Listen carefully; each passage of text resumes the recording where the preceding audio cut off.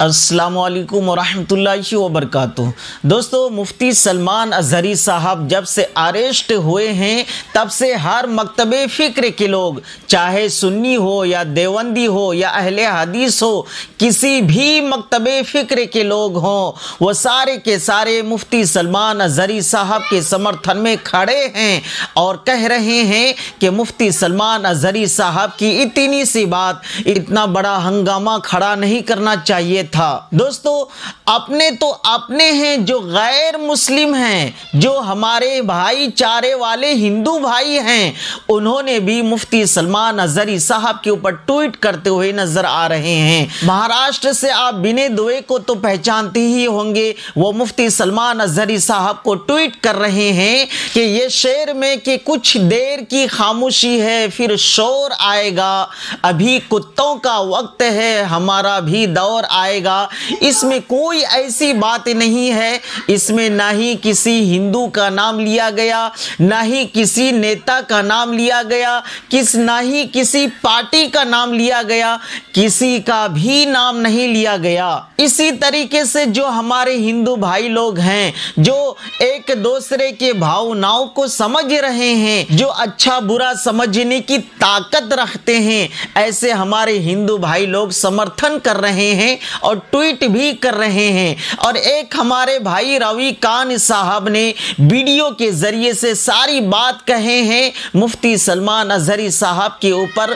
आप वीडियो को देख सकते हैं। दोस्तों नमस्कार, मेरा नाम रविकांत भारती। आप सभी को बता दें कि मुफ्ती सलमान अज़हरी साहब को गिरफ्तार कर लिया गया है और उनका गुनाह यह है कि वह इजराइल को कंडेम कर रहे थे और इजराइल के खिलाफ भाषण दे रहे थे।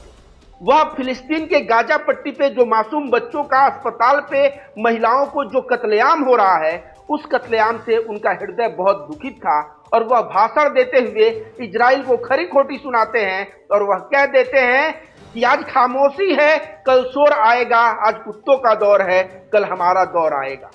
यह बात सलमान अज़हरी इजराइल को टारगेट करते हुए उस भाषण में कहते हैं, लेकिन यही दो लाइन पीछे का शायरी में से काट के वायरल किया गया और बोला गया कि यह हिंदुस्तान के खिलाफ बोल रहे हैं, हिंदुओं के खिलाफ बोल रहे हैं। और उसके बाद गुजरात एटीएस आया, इनको अपने घर पे नजरबंद किया 10 घंटे और उसके बाद गिरफ्तार करके महाराष्ट्र पुलिस के साथ गुजरात एटीएस इनको महाराष्ट्र के थाने में लेके गया और फिर महाराष्ट्र का थाना जो है, वहां थाना से लेके कहां चले गए, यह जूनागढ़ गुजरात के लिए इनको लेके प्रस्थान कर गए। अब मुफ्ती सलमान अज़हरी ने जो इजराइल को टारगेट किया था, क्या इसके पहले हिंदुस्तान में इजराइल को कोई टारगेट नहीं किया है? दोस्तों आपको बता दें, हमारे देश के एक महापुरुष हैं जो पूर्व प्रधानमंत्री हैं, जिनका नाम अटल बिहारी वाजपेयी है, वह इजराइल को ना भाषण देके उसकी औकात दिखाई और कहा कि अगर कोई विदेशी ताकत हमारा जमीन अगर छीनता है, इस चीज को हम बर्दाश्त नहीं कर सकते। ठीक उसी प्रकार फिलिस्तीन का जमीन जब हम अपने लिए बर्दाश्त नहीं कर सकते तो दूसरे के लिए भी नहीं। अगर फिलिस्तीन का जमीन इजराइल ने लिया है तो इजराइल को वह जमीन छोड़ना पड़ेगा। और अटल बिहारी वाजपेयी ने इजराइल का विरोध किया था। तो इजराइल का विरोध करना क्या गलत है? आप बताइए, क्या इजराइल जो है अमानवीय घटना नहीं कर रहा है? इजराइल जो है 2 वर्ष 4 वर्ष के बच्चों को मार रहा है।